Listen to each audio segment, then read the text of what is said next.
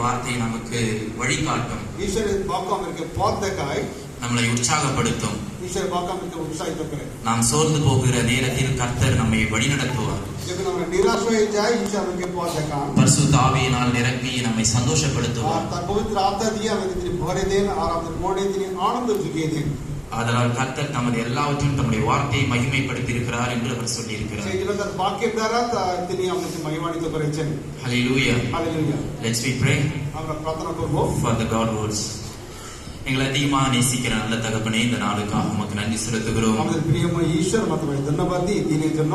இந்த நாளிலே நீர் பாராட்டின இந்த வாய்ப்புகளுக்காக, கிருபைக்காக நன்றி செலுத்துகிறேன். আমাদের জন্য যে সুযোগ দিয়েছো সেটার জন্য আমি তোমাকে ধন্যবাদ இதற்கு দিই. நாம் தகுதி அல்ல, প্রভু তোমার কাজের জন্য আমরা কেউ উপযুক্ত নেই, ஆனாலும் உடைய கிருபையினால் வழி நடத்துகிறீர். কিন্তু তোমার অনুগ্রহের দ্বারা আমাদের প্রত্যেককে তুমি পরিচালনা இந்த করছো. நாளிலே என்னை நீர் மூடி மறைத்து நீர் வெளிப்படுங்க. প্রভু আজকে আমাকে তুমি ডেকে দাও এবং তুমি প্রকাশিত হও. பிதா, குமாரன், பரிசுத்த ஆவியானவர் வெளிப்பட வேண்டும் என்று ஜெபிக்கிறேன். প্রভু আমি প্রার্থনা করি যে পিতা, পুত্র, পবিত্র আত্মার উপস্থিত যেন এখানে உம்முடைய প্রকাশিত ஜனங்களை হয়.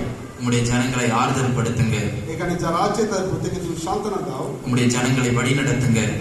তোমার সন্তানদেরকে তুমি পথ দেখা প্রভু পরিচালনা করো. உம்முடைய ஜனங்களை ஆசீர்வதிங்க. আর তোমার সন্তানদেরকে তুমি আশীর্বাদ দাও. இயேசுவின் நாமத்தில் பிதாவே, প্রভু যিশুর নামে আমি প্রার্থনা করি.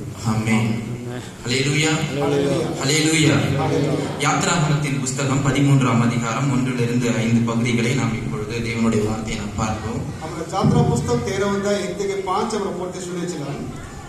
இங்கு ஆண்டவர் ஒரு சில வார்த்தைகளை நம்முடைய ஜனங்களுக்கு போதிக்கிறார், கட்டளையாக கொடுக்கிறார். এখানে তার লোকদের জন্য ঈশ্বর কিছু বাক্য দিচ্ছেন, সেগুলোকে আদেশ রূপে তিনি দিচ্ছেন.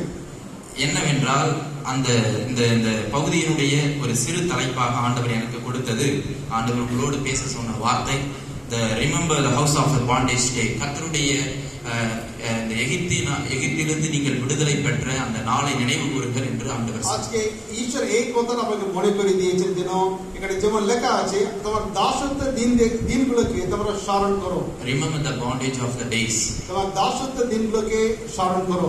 அந்த அடிமைத்தனத்தின் நாளை நினைவு கூறுங்கள் என்று ஆண்டவர் এখানে சொல்லியிருக்கிறார். ঈশ্বর তাদেরকে আদেশ দিয়েছিলেন তোমাদের দাসত্বের দিনগুলোকে তুমি স্মরণ করো. நாம் அடிமைத்தனத்தில் இருந்தோம், আমরা সবাই দাসত্বে ছিলাম, நாம் பாவ வாழ்க்கையில் இருந்தோம், আমরা পাপের মধ্যে ছিলাম, நாம் அதிலிருந்து விடுவிக்கப்பட்டிருக்கிறோம். আর ঈশ্বর আমাদেরকে উদ্ধার করেছেন.